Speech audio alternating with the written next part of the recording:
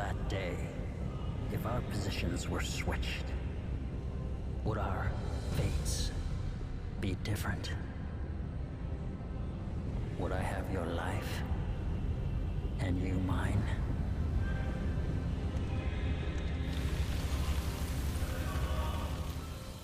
Alright, so I've recently been playing around with Vergil in DMC5 now that he was made available with the special edition re-release of the game, and after months of analysis with my research team at the Kamiya Taro Institute for Pretentious Action Game Critics, I've finally arrived at my objectively correct opinion on the matter. He fun. Hold up. Wait. So that's it? You got nothing else to say about Vergil? Oh, right. My job. So, Vergil in 5 is everything he's been in past games, just more. Rad new moves with unique effects, updates to how previous ones work, smooth as butter mobility, and his battle theme, Bury the Light, is a certified bop. You can bury me to this song.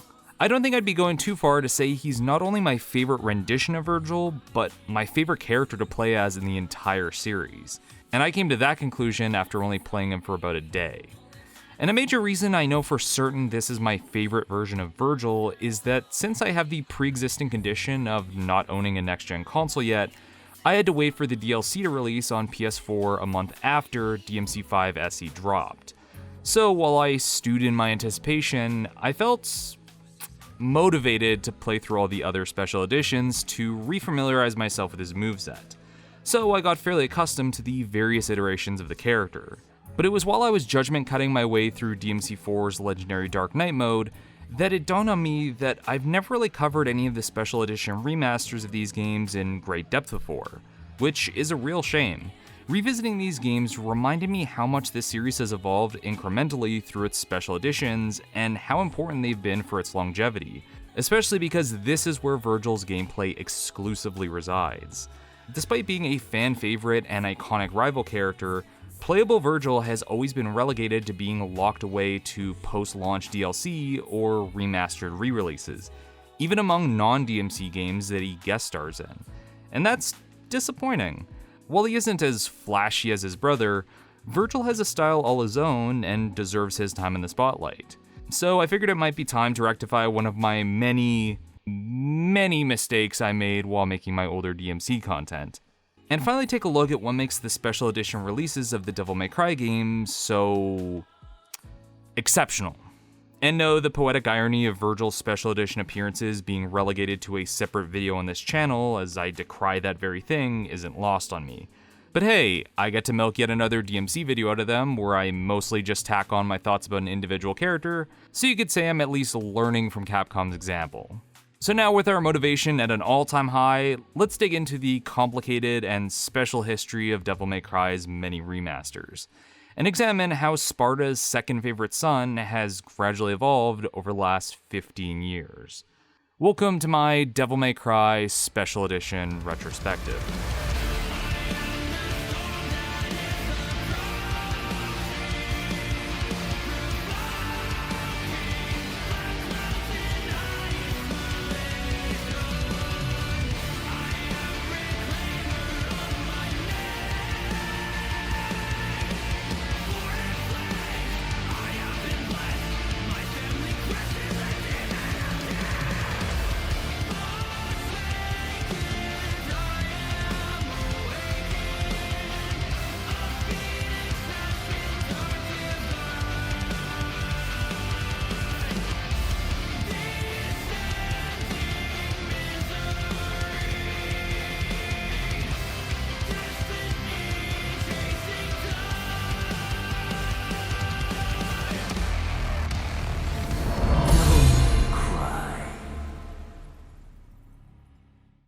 Now, I don't think it would be going that far to say DMC3 was genre-defining when it first came out in 2005, and violently carved out its place in the already massive PS2 library.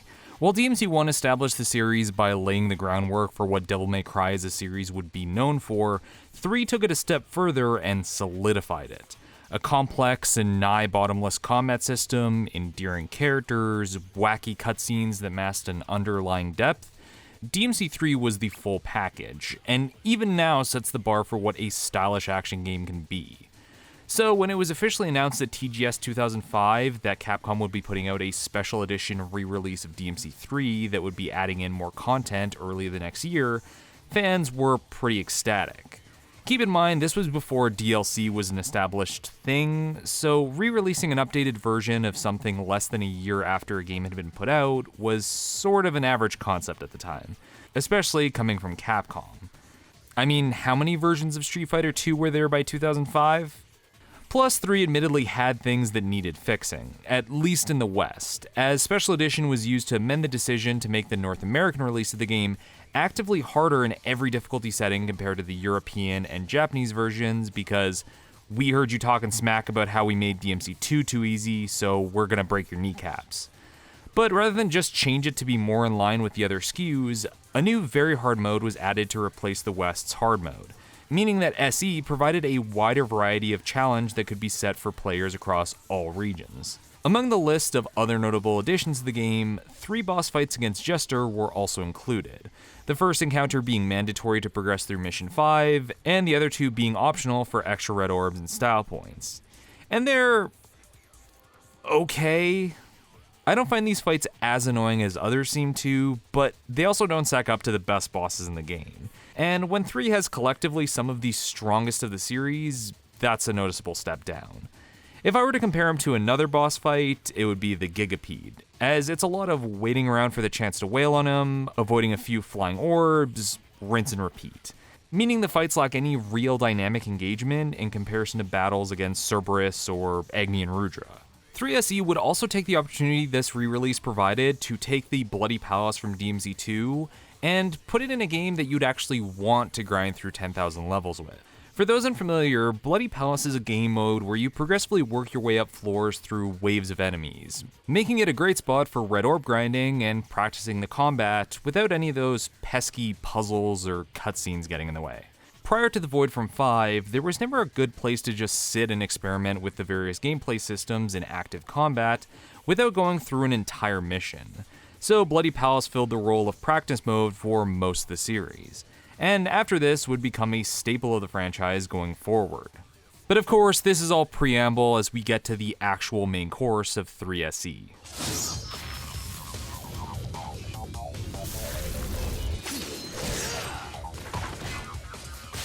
Since 3 was the game that introduced the world to the other Sparta Sun, it makes sense players were super invested in seeing more Vergil, especially when 3 made such a point about making him this calm, collected badass to contrast his wackier brother.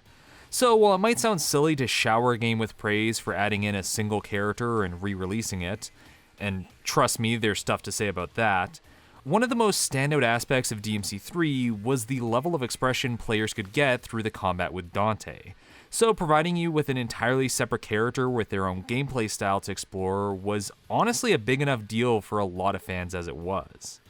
Now, I'll be the first to say that coming back to Vergil in 3 after playing all the future iterations he's gone through, he's definitely lacking in depth by comparison. Like how every weapon only has one default combo since it was built off of his boss fights moveset. But in terms of being the initial blueprint that would become the foundation for what every other Vergil would be modeled off of, this was a very solid first take and has plenty to delve into. On a gameplay level, Vergil is perfect for any of the smooth brains like me out there that find Dante's moveset a tad overwhelming with everything it has, and finds a lot of it ends up going to waste because of that. Namely, once you get to the later releases where you have access to all his styles and weapons at once. A feeling I can only truly represent with this image. In stark contrast, while Vergil has fewer options overall than his brother when you boil it down, this also works in his favor since his moveset ends up being as refined and streamlined as his hair. From the very start, rather than building up his arsenal as he progressively goes through the story, he's immediately given 3 melee weapons to work with that carry him throughout the game. Firstly, you have Vergil's primary sword Yamato, which at its core acts as a clear parallel to Rebellion's moveset. Dante's powerful thrust attack Stinger is now replaced by Rapid Slash, with Vergil rushing past enemies while rapidly slashing them, thus making it easier to blend into combos since it had such a wide area of effect. And Drive's charge attack is pushed aside for Vergil's now iconic Judgment Cut, a move scientifically designed in a lab to look as cool as possible.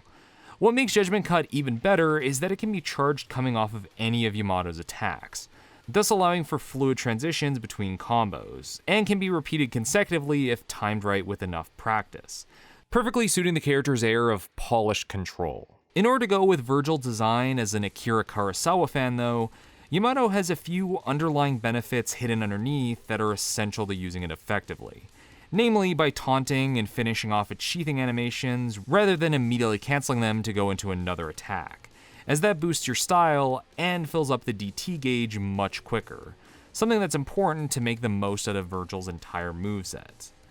Then you have Beowulf, which is a more powered up version than when his brother uses it, but lacks the charge mechanic. The trade-off works, however, as Vergil gets one of Beowulf's best skills, Lunar Phase, which can be worked into either ground or air combos and is easily jump cancelled out of, thus becoming an essential part of his kit. And lastly, there's Force Edge, being nearly identical to how it is in DMC1 in terms of what it can do, but substituting extra combo strings for round trip. Yeah, there's not much to say about this one. Altogether, Vergil's moveset isn't that mind-blowing if we're being blunt about it, with 2 swords and some gauntlets, each with about 4 or 5 moves and only a few of them being entirely unique. Compared to Dante's arsenal on top of his 4 styles, Vergil's extremely lacking on the surface. But there are 2 key elements that bring it all together and elevate it to the next level. The first being Vergil's unique style. Being exclusively for mobility in fights, Darkslayer is quite comparable to Dante's Trickster style. Though where his dashes were mostly limited to any direction on a 2D plane, Vergil's instead works on an axis, as it moves up, down, and forward in relation to an enemy's position, with the trade-off being that he has less control of directional inputs going left or right. While it might sound like a significant flaw to restrict your style moves to what amounts to a fencing match, Darkslayer's moveset easily makes up for it by allowing you to quickly close and create distance with your target, so you spend far less time running up on an enemy you've spiked across the map, thus keeping you consistently engaged in the combat. This ability to constantly flow in and out of fights as needed is a major reason why Vergil ends up having an easy time with most bosses in the game, as he has far more control of his space in relation to them than what was likely originally planned when they were designed. I highly doubt Capcom intended for us to trick down away from Cerberus' swipes and not a moment later be all up in his grill, but here I am and there's nothing you can do about it, Tsuno.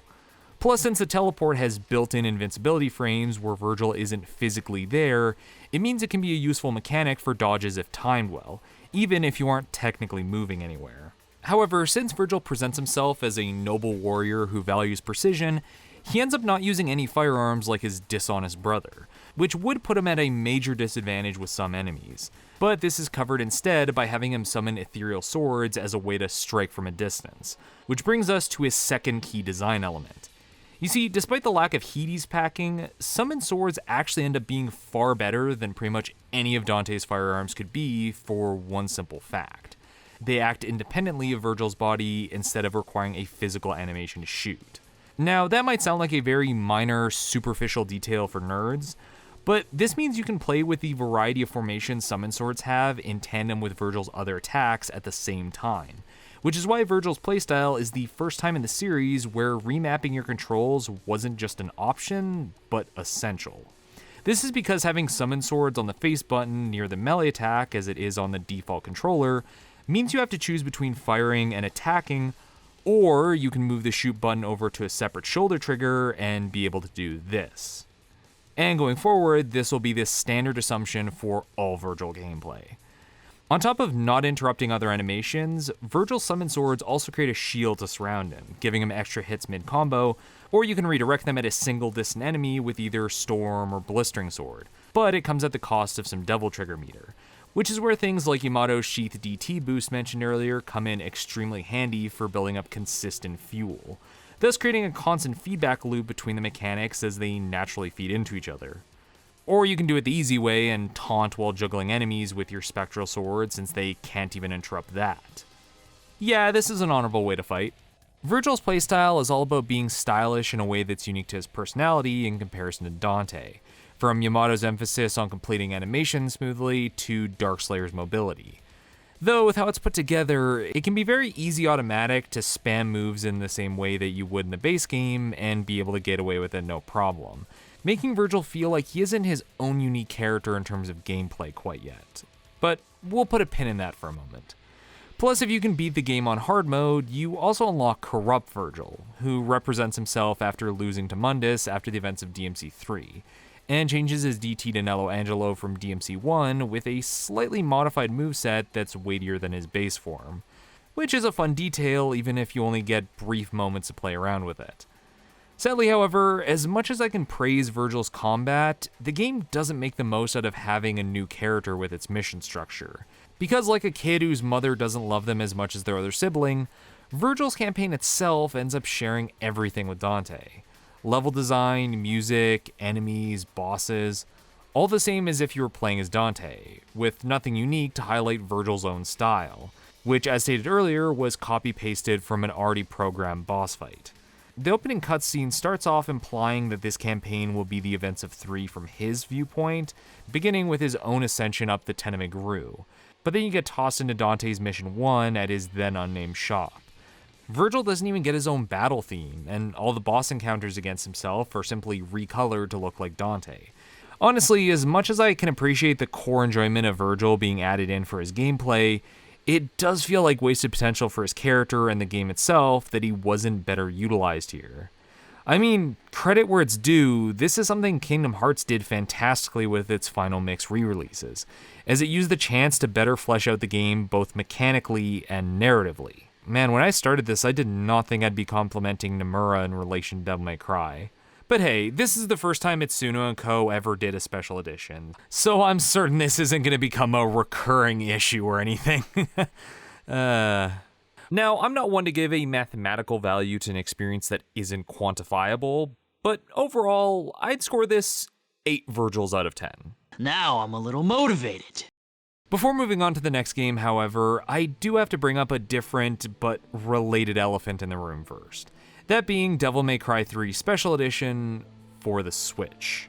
For a bit of context, starting mid-2019, Capcom announced that they would begin re-releasing the DMC trilogy onto the Nintendo Switch, as separate $20 releases, which drew a bit of irritation from fans since the trilogy had become a package deal for the better part of a decade.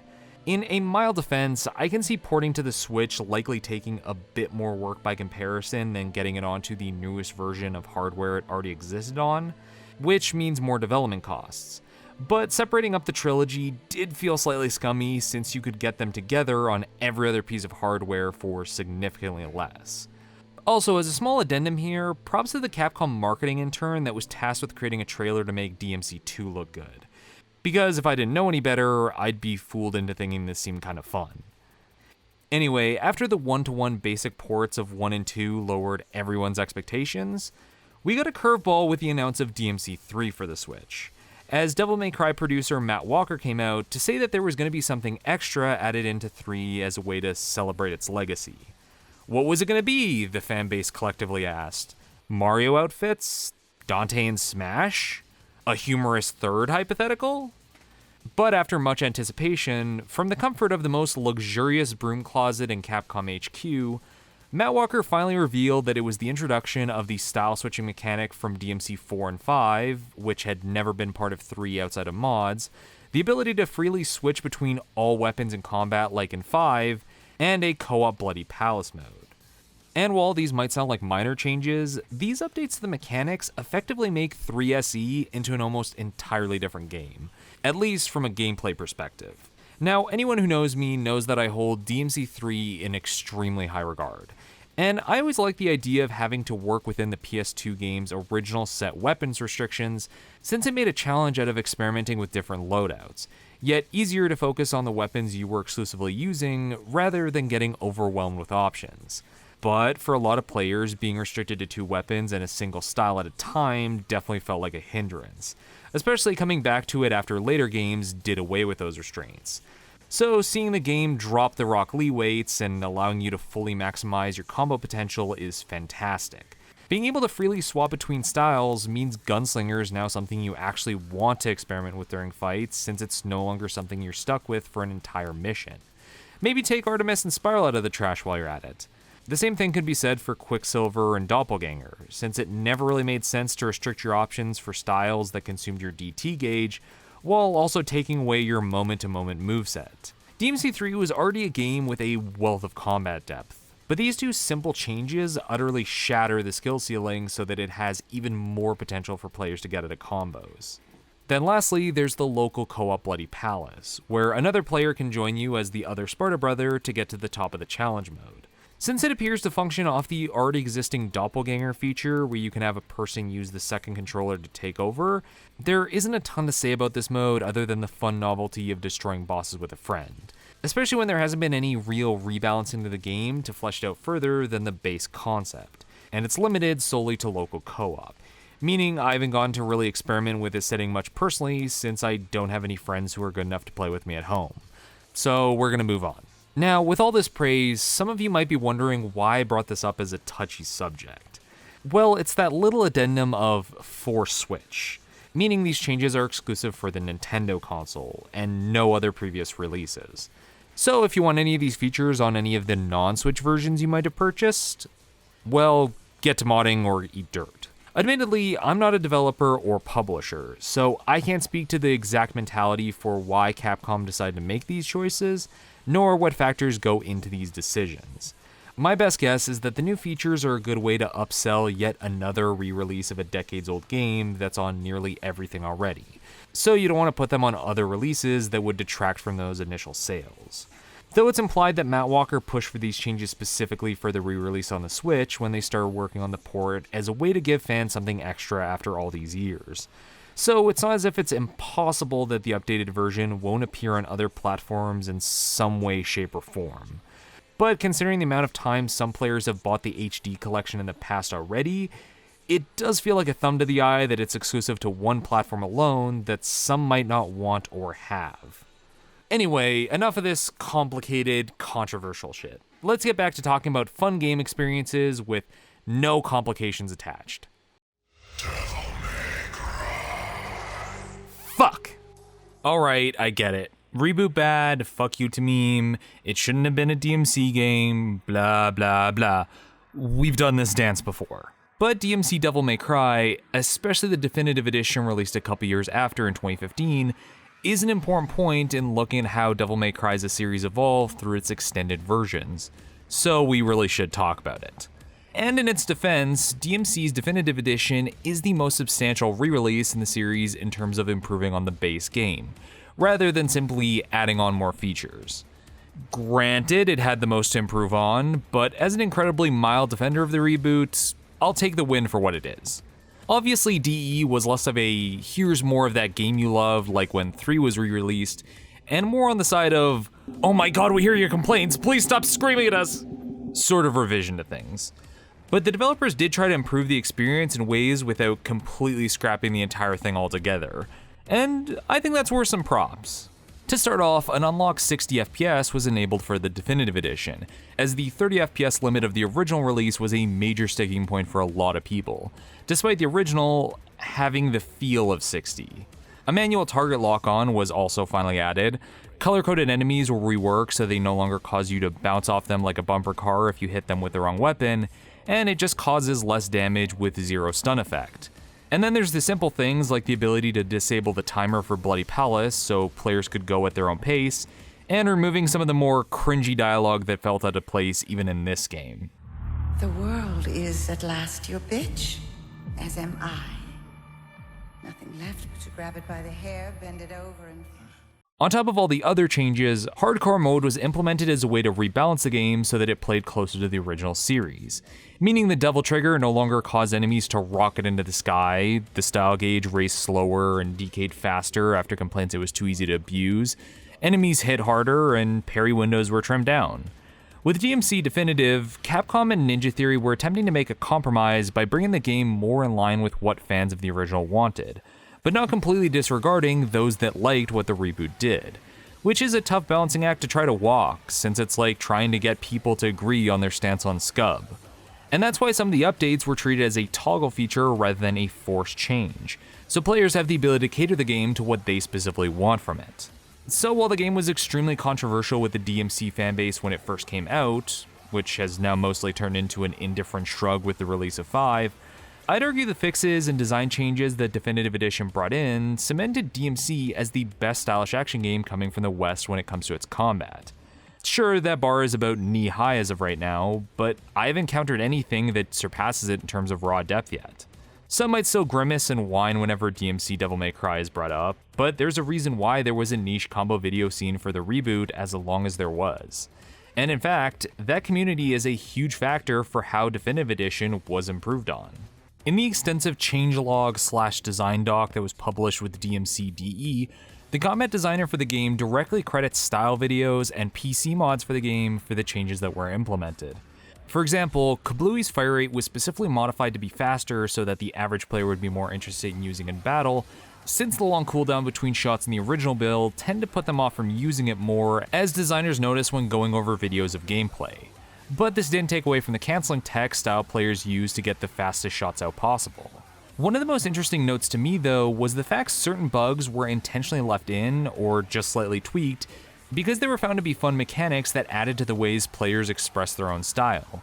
Things like the double charge shot glitch that allows you to carry over multiple charges to different guns was an exploit that the devs themselves thought was cool, so they chose to embrace it rather than make any changes that would remove it. Say what you will about the reboot, but that's just good community support.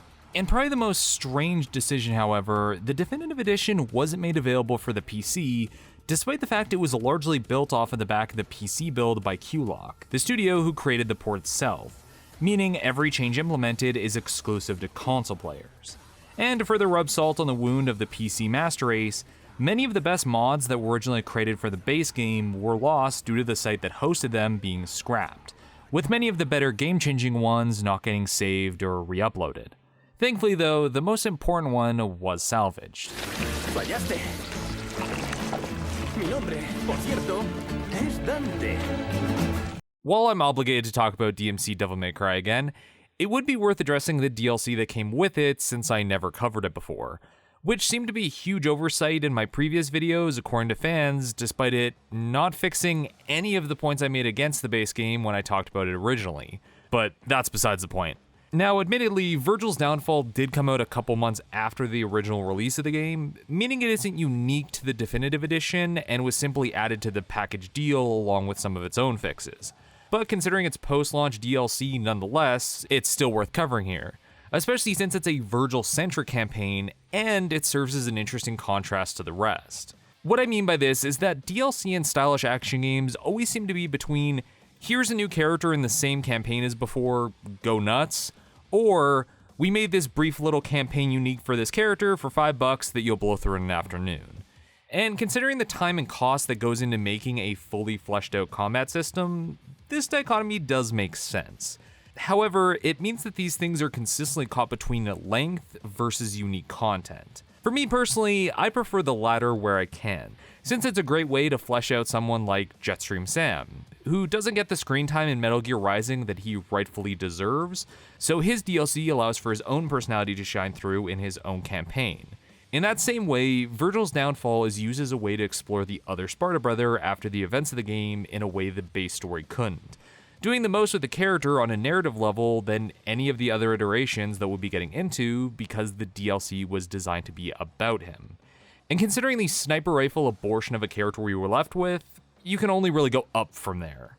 Acting as an epilogue chapter to DMC, Vergil's Downfall provides 6 missions that show the descent of Dante's brother after he failed to defeat him and become ruler of humanity, starting from his weakened state preceding the fight, all the way to being at full power again and outright rejecting any sort of humanity he had left. The way this is expressed in the campaign is through Vergil repeatedly encountering apparitions of himself and others he knows throughout hell, but warped by his own perception of them as they act as embodiments of some piece of himself.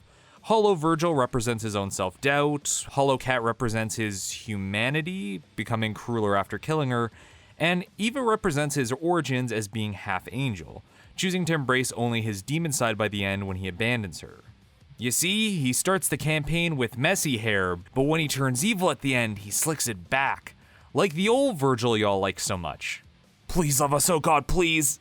I mean, yeah, it's got all the teenage edge and subtlety of a Zack Snyder film, and the animatic cutscenes feel more like a budgetary choice rather than an artistic one, but credit where it's due, this does a better job developing DMC's Vergil as a character than even the base game did, bridging the gap from a weakling with a poorly planned and manipulative cause shown in the reboot to the power star villain that's been established in the original storyline, setting up Vergil as a recurring antagonist for future sequels to explore. I wouldn't exactly hold my breath on that one though. Then we have the gameplay side of the campaign, and while it conforms to the combat systems the reboot used, a dedicated launcher button, the angel demon modes, a severe lack of a taunt, Vergil from 3 is still there mechanically if you wipe away all the grunge and prep aesthetic, and would even go on to establish certain abilities that became part of his core moveset going forward into the mainline series, even if it feels like these ideas were always there due to how well suited they are to the character's playstyle. I'm certain this is going to rile some folks up, but honestly, I actually prefer playing DMC Definitive Edition Vergil over his 3 counterpart, at least when it comes to certain regards. Okay, now before you start revving up to max act the dislike button, allow me to elaborate. And keep in mind, I'm not a style player that's poured hundreds of hours into these characters and knows every minute detail of them, because there's a lot below the surface. I've not reached the upper skill ceiling on either. This is purely from the base level mechanics along with some lower level tech they have. Immediately differentiating himself from every other iteration, this Vergil keeps using Yamato exclusively, doing away with Force Edge and Beowulf in favor of the reboot's mechanic of swapping between neutral, angel, and demon mode for different movesets and strengths. In the developer's defense though, while no lunar phase makes me tempted to yeet this character entirely, they still were able to sneak in a number of his attacks from the previous game into his other modes, and also introduce the perfect release mechanic, which I have to give a begrudging nod to. With each weapon, there's a just frame attack upgrade that gives its charge a specific release window that increases its range and damage, and when you have a character that's intended to be all about precision using an Ido style to fight, giving them charge attacks that do extra damage if their release is timed right is a genuinely clever idea. That's what's frustrating about this DLC in a nutshell. For everything you can complain about, there's also interesting ideas here worth considering. On that note, there's also the major improvements made to how Vergil summon swords work. With DMC3, in order to use either blistering or storm swords on enemies, both important for focused long-range damage, you first need to prime them with spiral swords, which would then deactivate once you use the other attacks, or would just gradually come apart if you chose to fire off individual shots. This balanced the character, but it also meant you had to restrict how you use the mechanic.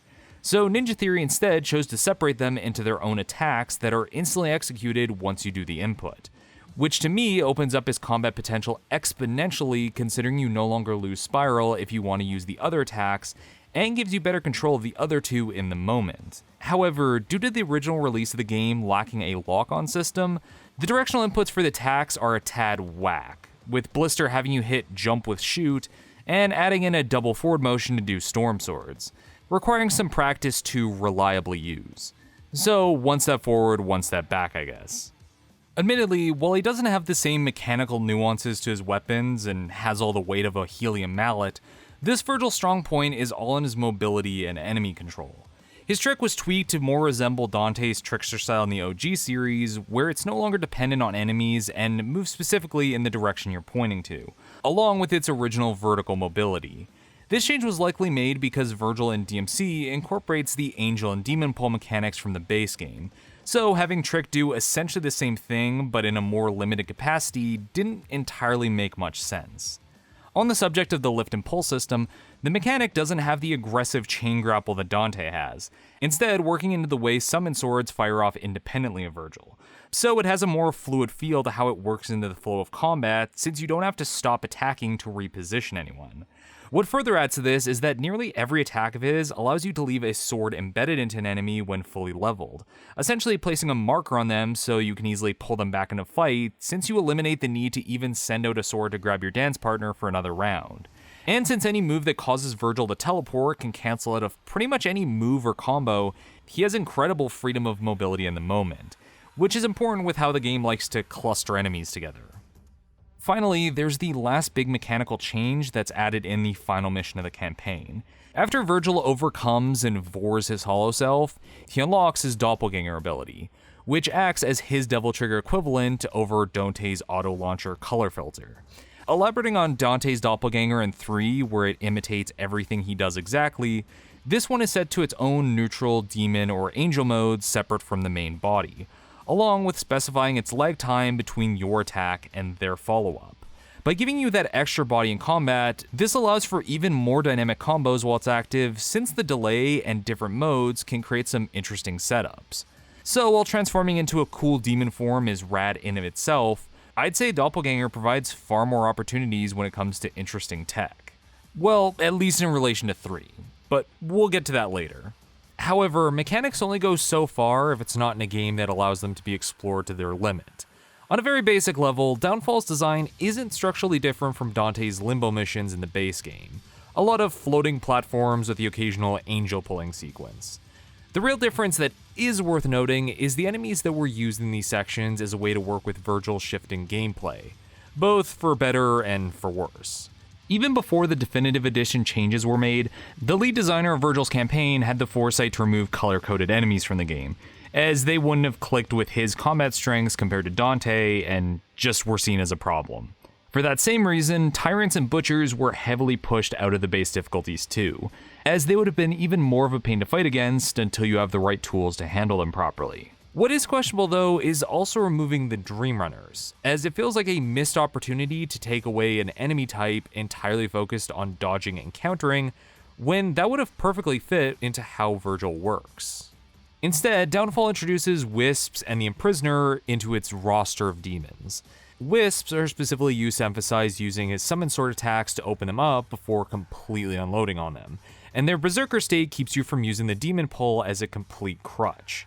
Conceptually, they're an alright challenge, even if the campaign overly relies on them.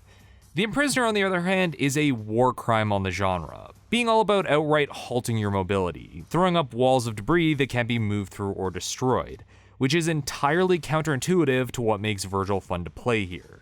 This is why you have to do everything you can to keep them up in the air using just frame attacks like Atomic, as that prevents them from creating more walls. But this isn't so much about being efficient and styling on an enemy as much as desperately trying to avoid having to actually deal with them at all.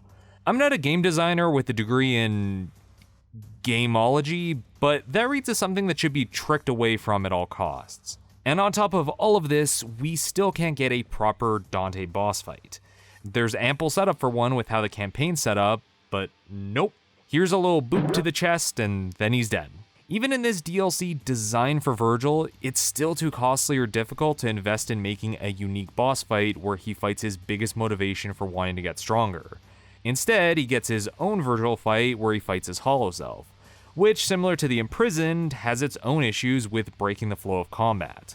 Despite being a mirror match, Hollow Vergil works pretty well for a boss fight, and is actually the highlight of the campaign when it comes to engaging with the combat to its fullest. No gimmicks, no tricks, just pure combat. Though while Hollow Vergil is fun to fight against, like any Vergil fight rightfully should be, it does a cardinal sin for any action game boss fight, especially if it's extensive and repeated, which is where they move to a place where they can't be hit, and you just have to wait it out and avoid their attacks until they feel like coming back. I get that this is meant to put you on the defensive and test your ability to dodge with precise timing, but boss fights in these games are all about engaging with the enemy and finding openings in their attacks to get in your own.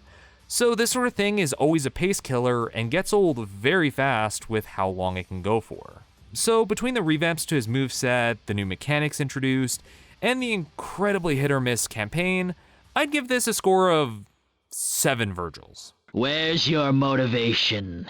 While it's easy to dismiss DMC and Vergil's downfall, especially with the other games in the series existing with less of their glaring flaws, there definitely are ideas that Ninja Theory came up with regarding how Vergil could play that really add to what makes that character. Something that series director Hideaki Itsuno seemed to agree with, which of course leads us to Devil May Cry. Announced on December 15th, 2014, alongside the definitive edition of DMC Devil May Cry, was the special edition of DMC4, with both being scheduled to release in the early half of 2015. And this was a big deal at the time because DMC4 getting a remastered re-release after the fallout of the reboot felt like Capcom returning to acknowledge its roots. Due to some misinterpretations though, the two being put out in such close proximity led to a misconception that the two were in direct competition with each other for the fate of the series, which isn't too far off the mark, but it is slightly skewed. Now, I can't state this as an absolute fact, so take it with a grain of salt, but I have it on good authority due to some inside sources that DMC4 Special Edition and DMC Definitive Edition being released so close together was less a transparent fight for the direction the series would go, and more Itsuno personally wanting to prove the classic series could still go forward after the reboot. But Capcom needed to make sure. So before greenlighting a potential sequel, wanted to test the waters with a re-release of 4 alongside the definitive edition of DMC that was in the works itself. And while it's clear who the winner was between the two, DMC Definitive and DMC4 Special Edition do present an interesting parallel with how each handled the concept of a re-release. As we already went over, DMC had a ton to fix, and Definitive Edition used the opportunity to implement adjustments based on common criticisms and observations the devs made while watching gameplay videos in order to improve on the base experience. On the flip side, DMC4 SE just piled on more characters. And while that on its own is a lot considering how much their movesets can add to the game's replayability, this is also where you can really see Capcom's holding pattern come across with these re-releases. DMC4 SE is again more of what you loved, but not addressing design problems that were widely expressed, or even taking the chance to really improve on what was already there. This isn't a 3SE situation where there wasn't much to fix and any potential issues lie more in how additions were implemented. 4SE's expansions end up highlighting the glaring flaws that were already present. What's being added is fantastic, but putting a sick flaming decal on a car with a busted transmission isn't actually fixing what's underneath. I'm getting a bit ahead of myself though, so let's start with the major additions themselves. The new characters. Yeah, I wasn't kidding, that's about all we got here. To begin with, we have 4SE's iteration of Vergil, and frankly, this is where they really figured out this character's kit. Now, what makes Vergil in 4SE so great isn't that it was an entire revamp of his playstyle by giving him a whole new set of moves or weapons. While Dante hawks all his devil arms the instant he's done with a mission for pizza money, Vergil is in a common law marriage with his weapons and strives to refine his skills with them. And this comes across in how much his moveset was polished and improved on in subtle ways rather than massive sweeping changes, and thus maximizing the player's sense of expression while doing so. After both 3 and the reboot experimented with what could bring Vergil into his own, 4SE is where it was all brought together and solidified. Evolving on what 3 set the foundations for while cherry-picking aspects from DMC, Vergil here has an extremely deliberate style of gameplay. As I said earlier, an underlying problem with the previous iterations of the character was so much of his moveset and gameplay was piggybacking off Dante's, so it was a bit difficult to feel like Vergil was that unique in his own right. Or at least in a way that wasn't an iteration on his brother. I mean, Vergil isn't the type to wildly run around flailing his swords going wahoo. He's suave and calculating, and needs a playstyle that demonstrates that. So it was decided to factor this into his own mechanic that better incentivized playing that way, which of course would become the concentration gauge. And before anyone needs to point it out, yes, this should have been called the motivation gauge, but hey, we've all missed golden opportunities that were right in front of us. Put simply, when you can calmly keep close to enemies, the concentration gauge goes up, which in turn makes Vergil's weapons stronger, either by giving them extra effects or increasing their range. On the flip side, the gauge goes down by running around, missing attacks, or getting hit. Basically, anything that would be contradictory to Vergil's clean, composed image, which is a clever way to sync up his gameplay with his personality without doing a complete page 1 rewrite to his existing moveset, and still works with the previously established Yamato systems. If you want to play like Vergil, you don't want to stain his brand by flailing around wildly. Of course, nothing is stopping you from going monkey mode on the controller and spamming attacks if that's how you feel comfortable playing, and that has its merits when you know how to do it right, but you aren't getting the most out of Vergil's wider moveset if you can't maintain his concentration, with his strongest move in the game being locked to it. When trying to execute Vergil's massive screen-clearing attack Judgment Cut End, you not only have to have DT active, but also have his concentration at max level, making it a cathartic reward for handling Vergil effectively. Along with this new concentration mechanic, his trick ability also got a slight update. On a fundamental level, it works the same as it does in 3, being all about placing Vergil close to his targets as fast as possible. But with one key difference. If you have any perception that Itsuno didn't genuinely enjoy what the reboot did with its gameplay and just hyped it up because Capcom told him to, I'd point you to Vergil's embedded sword mechanic in 4 SE. His base trick now is directed to the summon swords he sticks in enemies, no longer being dependent on the targets themselves, but removing any real range limitations while doing so. And if there's no swords currently on the field, he has to send one out before he teleports. This means there's a slight lag before he starts moving if there's no embedded targets, and tagging an enemy removes that lag, making it easier to keep close to moving targets wherever they go for as long as the sword stays active. Between this and all his weapons now having their own mid-air attacks, Vergil's aerial control in 4 makes him an absolute beast. But while I appreciate Itsuno wanting to bring over game design elements he liked, I don't think this was fully thought out. With Vergil's downfall, Vergil had an entire separate system for his trick mobility, and the embedded sword mechanic was for the angel lift, demon pull mechanics that were for enemy placement, so it worked in that context. In 4, however, trick is his only mobility option, and the embedded sword system easily complicates things. Between up trick not working at all when a demon is tagged despite having its own input, thus restricting your ability to freely move during combos, or it can get mixed up in a crowd if the wrong target's tagged, making the mechanic come off as clumsy in certain situations. I do love the idea of sheathing Yamato detonating the swords for extra damage as a bonus for losing the embedded targets, but like most postmodern architecture, there are conflicting design elements here that don't work in practice. While on that note, whose idea was it to relegate Trick down to being exclusive to when DT's active? Don't get me wrong, giving the Devil Trigger form its own unique mechanics beyond a simple power-up is a smart design choice, and I assume this was done as a way to nerf Trick down so that avoiding hits took more work from the player with Vergil's already amped up moveset. But this change makes it nigh unusable for how specific its limitations are, because you basically have to plan out that movement ahead of time, assuming you have the meter for it. This is an action game, not a wedding I need to RSVP for. Frankly, we'd be here for a while if I went through all the minute intricacies of Vergil's playstyle in 4, as that could easily make for its own video, especially if we started to dig into all the advanced tech he has. So I'll save that for someone better equipped than me to talk about it. However, I do want to elaborate on a bit of tech 4 brings in for him, that being teleport cancels. Taking another leaf from the reboot, Vergil can now do his trick teleports to cancel out of nearly all his moves mid-animation, which is insanely useful both defensively and offensively. In his vast tech library, teleport cancels is easily at the bottom of the list, being the first thing you learn when trying to get into more advanced playstyles with the character.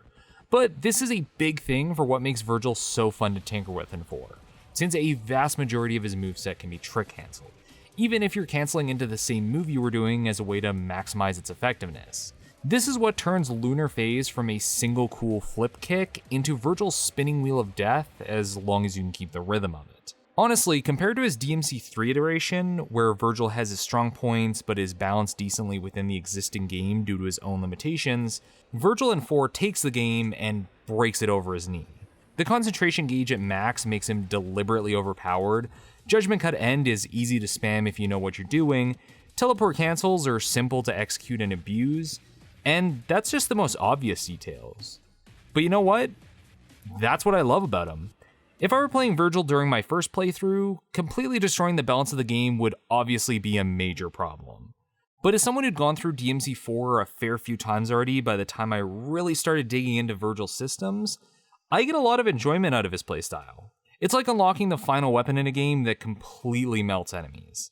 You know, sometimes you get tired of playing nice, and you just want to go apeshit.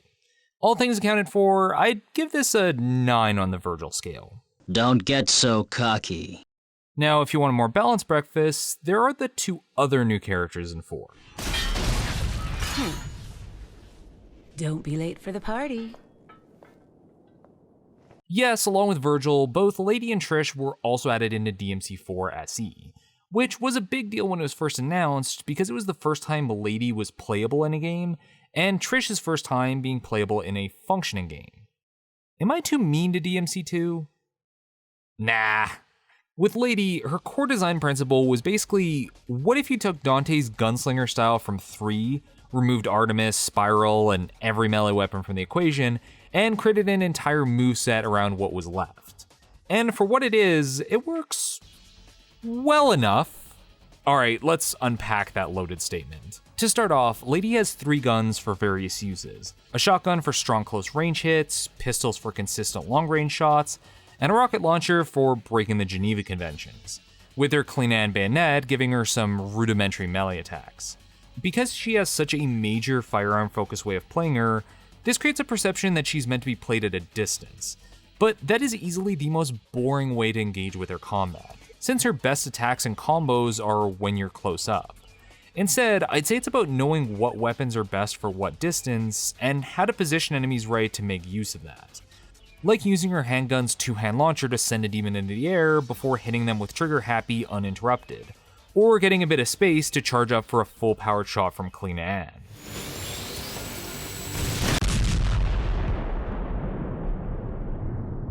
The core tenet of Lady's playstyle to remember is ABC. Always be charging.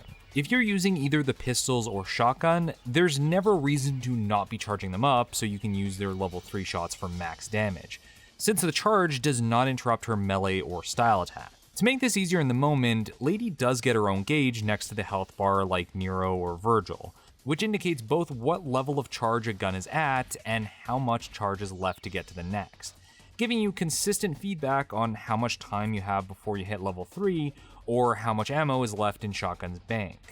Also, along with the shotgun stocking up multiple shots as it charges, I wouldn't be doing my job if I didn't mention how unbelievably broken jump canceling the shotgun is, as jumping off an enemy during the animation lets you negate the recoil of the shot, thus allowing you to rapidly fire a superpowered shotgun as it utterly decimates any lesser demon, which is just some good wholesome fun. The downside of Lady's playstyle, however, is that her moves can be slow and clunky with not much spread, making her incredibly easy to punish, which is a massive downside due to her having the durability of a Kit Kat and a tumble dryer. The one saving grace of this, however, is her sole defensive option, which also happens to be the replacement for her lack of a DT. As the one pure human being in the cast that has to hang tough with hordes of demons, she doesn't get any form of Devil Trigger, and instead has to make do with what she's got: a giant box of grenades.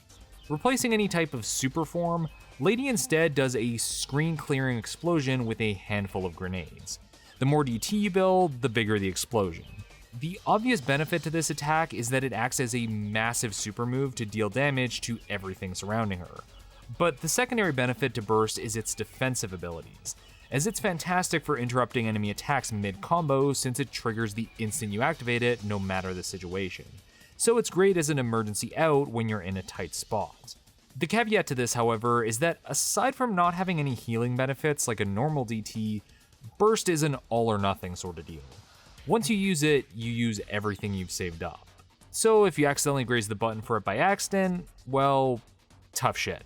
Like V in DMC5, Lady has a lot of interesting mechanics going on that make her stand out from the rest of the cast, and is still miles ahead of most action game characters in terms of combat depth.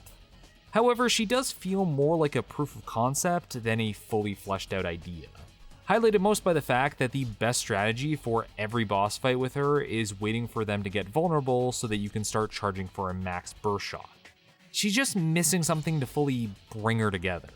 If I were to quote-unquote fix her, my easiest solution would be either to give every weapon, including her bayonet, an extra move in order to add to her repertoire, or give her better mobility options to close gaps between her and the enemy, as it feels difficult to move her around in snappy ways.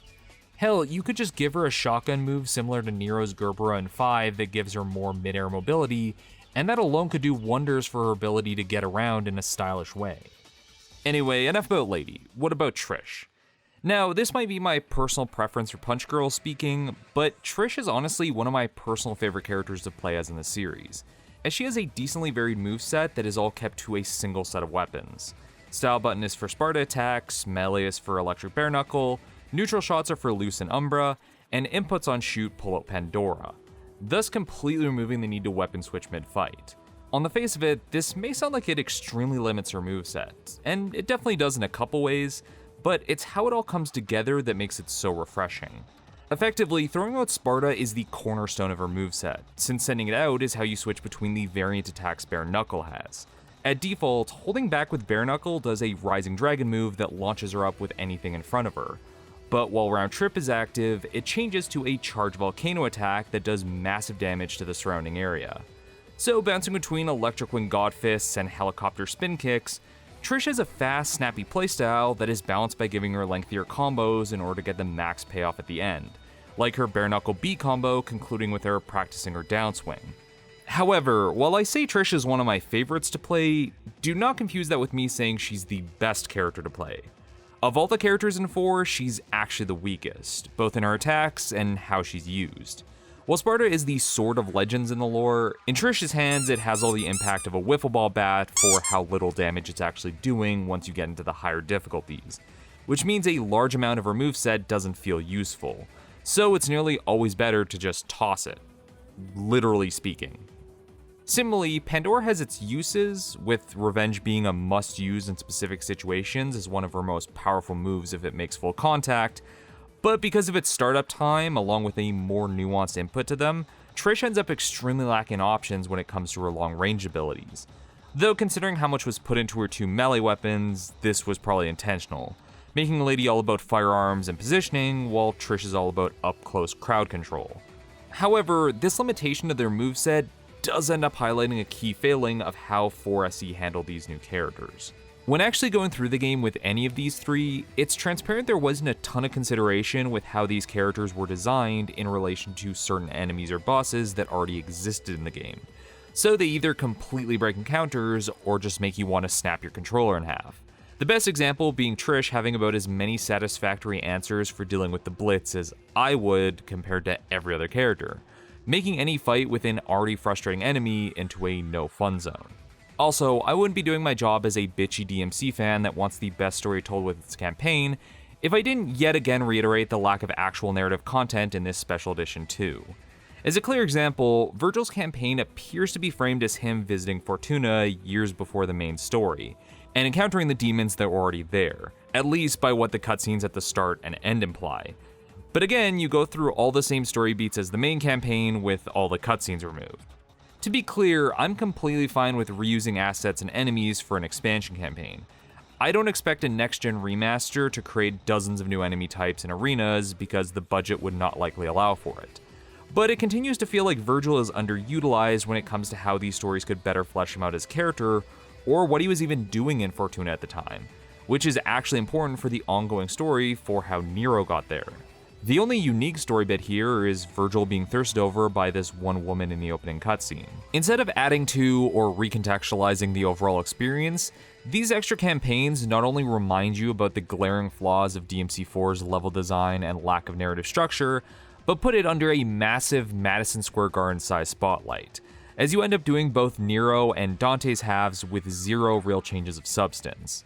At least with Lady and Trish, you still get the excuse of, oh, playing through the first half again with minimal changes highlights the difference between these two playstyles. But with Vergil, you play the entire thing as him. So you fight nearly every major boss 3 times, all in the same locations with the same attack patterns. And to demonstrate my point, I use the same exact footage of these boss fights for this bit.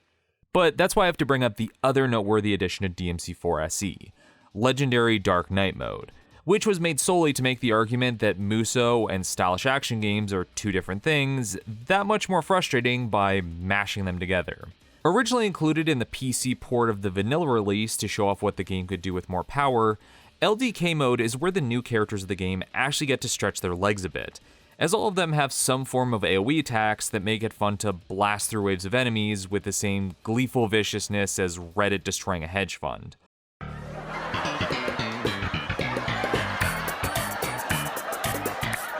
With the difficulty being set somewhere between Sons of Sparta and Dante Must Die, by increasing the damage to lesser demons to balance out fights against larger groups, while decreasing the damage to bosses to make the one-on-one fights tougher, the challenge of LDK mode comes from having to handle massive hordes and tougher individuals. Don't take this as a huge gauntlet that will push you to your limits, however, because S ranks are nearly a given as long as you don't die too often or waste your time, considering enemies pool together in a way that make them easy to hit collectively, thus shooting your style meter through the roof in an instant. But it does give you a chance to learn new ways of handling enemies since you have to shift your focus to wider attacks and not staying in one place for too long for fear of being grouped up on. However, while it's a great addition to DMC's formula, LDK doesn't fix 4SE's previously stated problems. It's simply a band-aid that gives you a fun challenge mode to play around with. Every issue that exists in the base game experience with any character still exists here. So if you aren't someone who already adores the combat and wants that remix to the game, LDK mode is not designed to change your mind. Frankly, it's genuinely tough for me to fairly judge this approach to a re-release because I don't know the cost or time the development had, with rumors being that 4SE was a low-budget project for a game that famously itself had budget restrictions. Plus, it's by far more than most barebone remasters bother doing considering it added 3 entire characters. But it is frustrating seeing a game that had clear things to fix, leaning exclusively on its strengths, when it could have also polished up on its weaknesses that hold it back. And that circles us right back around to where we originally started with the special edition release of Devil May Cry 5. Now, DMC5 SE was something every fan knew was coming after 3 rounds of this. It was simply a matter of when.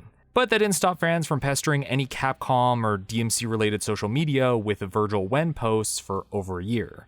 Then in September 2020, we finally got a reveal trailer for DMC5 Special Edition, including Vergil, Turbo Mode, and Legendary Dark Knight, exclusively for the PS5 and Xbox Series X. According to Capcom, this was done largely due to the fact that the older consoles wouldn't have been able to handle the extra additions with their performance. But fortunately, Vergil was put in as a $5 DLC add-on for previous installments, so at least we're making progress. However, it wouldn't be a special edition release if there wasn't some ridiculous decision made along with it. And in this case, it was Capcom relegating PCs to the last-gen ghettos, despite any computer that doesn't use a potato for a GPU having the potential power to handle any of the next-gen updates.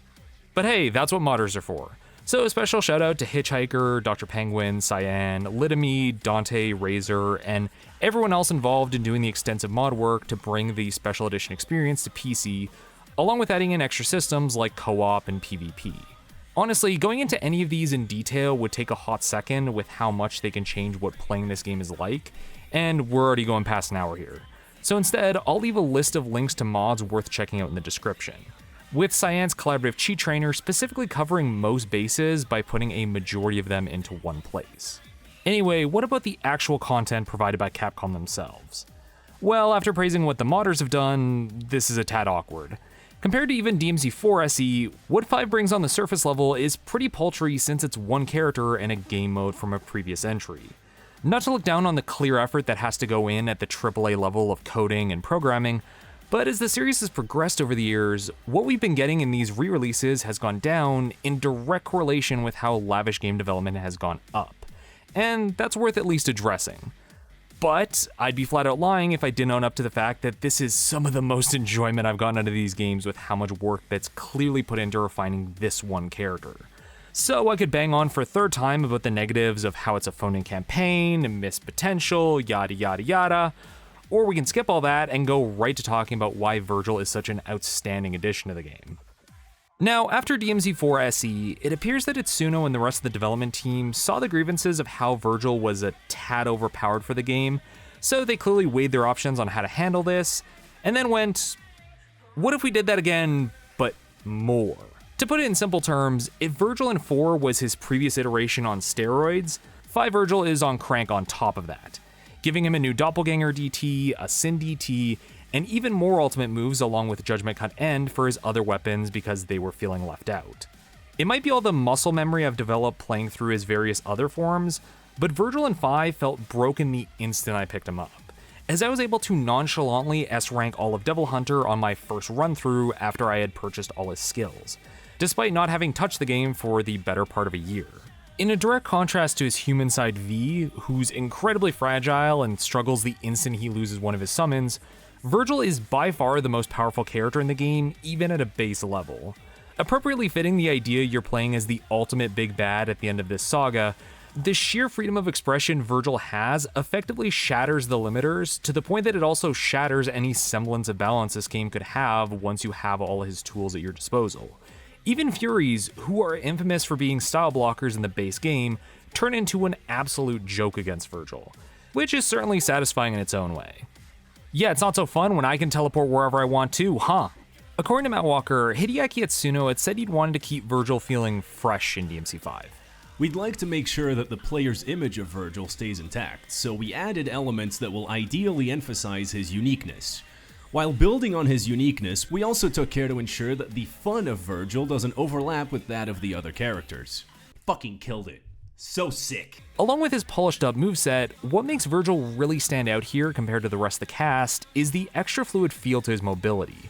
With all his animations having this blurred chromatic aberration after image effect to them that gives the impression that the game is struggling to keep up with his movements, as if he was ripped right out of a shonen battle anime. On the topic of his movement, Vergil's trick abilities were retooled from 4, probably due to the overwhelming complaints about its controls.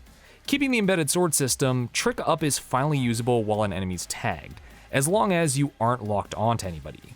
And Trick Down no longer requires you to be in his DT form, but now uses a down-up motion to pull off, which again was likely done to cap his mobility at least a little bit. This is relatively negligible though, because he was also given a trick dodge for lateral moves on the ground for avoiding attacks. It might not be as snappy as his other movement options and has more recovery frames compared to a dash, but giving this character even more ways to move around dynamically in a fight basically makes him untouchable with just a bit of practice. So it's a real challenge to even put a dent in his concentration if you're remotely paying attention. And if Vergil wasn't already putting the game into easy mode, there's also his new ability, World of V. Bringing forth his inner Hot Topic twink, World of V allows you to eat up Vergil's concentration gauge to call in V summons to carpet bomb the surrounding area, which lasts longer and does more damage depending on how full the gauge was, while also topping off your health when it activates. The only real weakness that World of V has outside of eating up your concentration is that you can be knocked out of it during the startup. But that's only a drawback if you're attempting to use it right as a powerful enemy is winding up, since the stab itself causes a burst that stuns most weaker ones, and then you're invulnerable for the rest of the attack. I know that plenty of people felt that a potential DLC for Vergil was a way for Capcom to scam players due to the character being found in the source files back when the vanilla game was first released, which is how modders got him into the game in the first place. But as Matt Walker stated in an interview, that was simply the model and animations used to design the boss fight. And going by how much work obviously went into polishing up Vergil into his best form here, I'd say it's enough to warrant a 5 at least. Everything from the animations of attacks, to the visual effects, to the sound of his void slash warping the audio until it releases, to the amount of cake on Vergil's Sin DT, is simply inspired, and demonstrates that this isn't just a copy-paste of Vergil's boss files with no thought put in. There was a clear attempt to flesh him out to the max here, and nowhere does that come across more than in Vergil's new battle theme, Bury the Light. Bury the light deep within. Cast aside, there's no coming home. We're burning chaos in the wind. Drifting in the ocean. Yes, after a decade of multiple game appearances where he's had to share Dante or Nero's musical hand-me-downs, we arrive at 5, and not only did Vergil get his own specially made track that works within the game's dynamic music system that adds layers in as your style meter goes up, it slaps so fucking hard. Bury the Light is not only a banger to slice up demons to, but it's one of the best of the franchise. And I say this as a diehard advocate of Devil Trigger. Which is why we're stopping to have a brief tangent about what makes Bury the Light such a fantastic track, because I haven't indulged myself enough here already.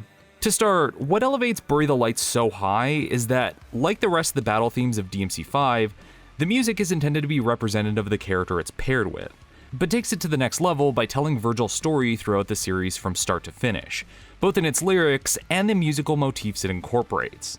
Somehow the song both references the DMC3 manga of all things, and sneaks in the melody of Nero's Devil Trigger into the instrumental breakdown at the end of the song. And it all flows together perfectly. Going by the song's composer, Casey Edwards, this was the track that Itsuno & Co. really wanted to go all out with in terms of what it was bringing to the table, which is why they gave him the specific request that he couldn't use any distorted guitars, except for in the chorus. Now, this might sound like an insane idea when you're making a metal track in a Devil May Cry game, but I think this heavily worked in Bury the Light's favor. Obviously, distortion guitars have become a core tenet of all rock and metal music with the raw intensity it can give off.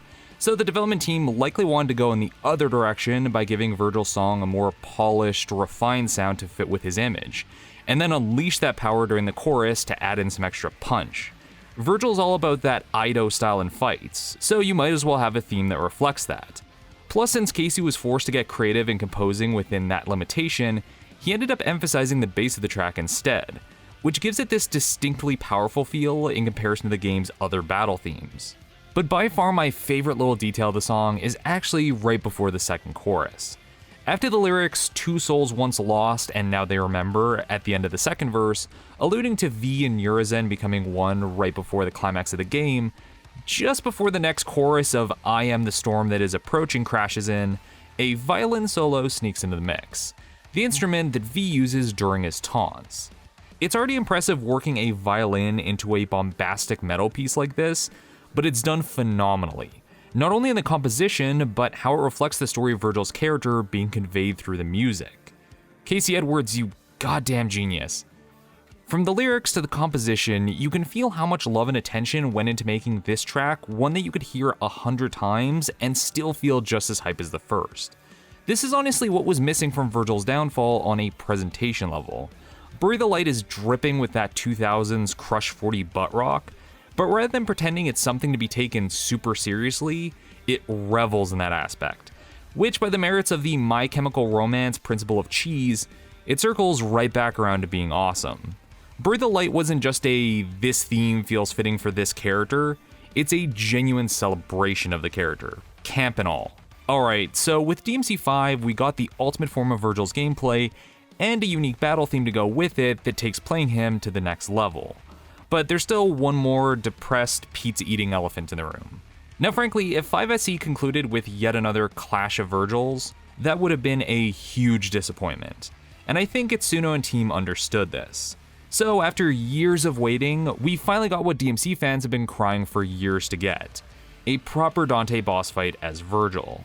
Not a tutorial fight or one recycled from Nero's campaign in 4, this is a fight made for Vergil. At the climax of this story about 2 brothers clashing against each other after years of confrontations have blurred their ability to see each other as anything but enemies, we can finally play both sides and go all out while doing it, which legit couldn't be a better way to end it. So despite the rest of the game being a repeat of the base campaign as per usual, I'd say this one fight pretty easily makes up for it. While I obviously prefer playing as Vergil over Dante if given the choice, I enjoy fighting Dante way more, because his massive arsenal is a joy to trade blows with due to the sheer variety. Switching between 4 Devil Arms, 3 Firearms, 4 styles, and his Sin DT form, this fight tests your knowledge of his entire moveset and how to find openings within it. I'd even go so far as to say that Dante in 5 is one of the best boss fights in the series, because contrary to his appearance in 4 where he only had Rebellion and his 2 guns until you get into the higher difficulties, he maintains his full moveset from 5 on every level in the final fight. If I were to complain about one thing though, it would be that Royal Guard can fuck right off. I will say that this is a good mechanic that keeps players from ceaselessly spamming attacks during this fight, really making it clear you can't go wild on Dante like the rest of the bosses by fiercely wrapping you on the knuckles as soon as you try to. The problem is that this isn't just a parry system, it's his full royal release, which along with doing massive damage on return, has no limits to its range. I'm totally fine with a system that keeps you on your toes, but how Royal Guard punishes you because you didn't have the clairvoyance to know he was going to switch can instantly take a fight from an amazing, fun test of your skills, all the way to and if not to prove that fans are never content with what they get and always want something else, the Dante fight is also undercut by the fact that 5 is now missing a boss fight with Nero.